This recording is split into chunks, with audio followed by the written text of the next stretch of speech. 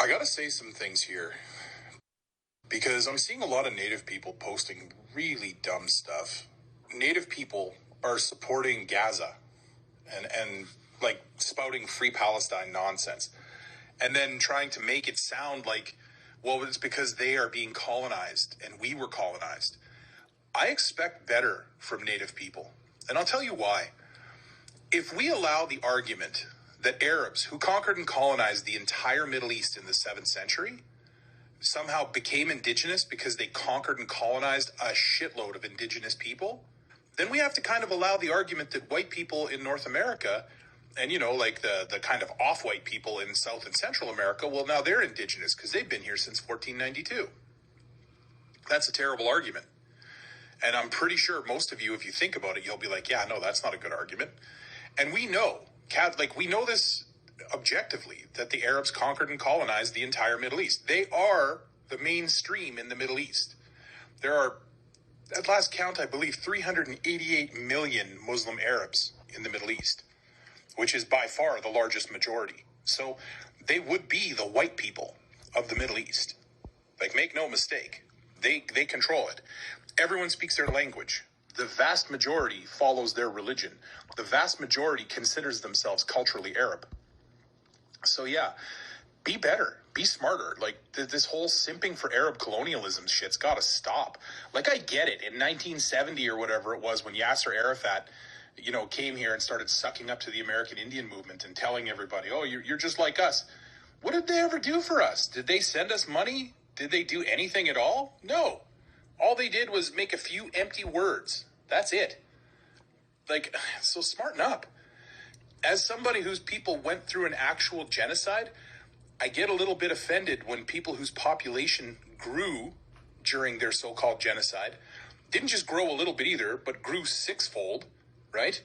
Meanwhile, our people that went through a real genocide went from numbers of like 65 million to less than 3. That's what a genocide is. So that's why I don't like when people misuse that word. And apartheid. In Canada, we have 2 laws for 2 people in one state. We literally have the Indian Act, which in some ways protects us because of the treaties, but in a lot of other ways is 2 laws for 2 people in one state, which is the de facto definition of apartheid. So when I see Native people talking about Israel and they've never been there, and they talk about how Israel's apartheid, that pisses me off too.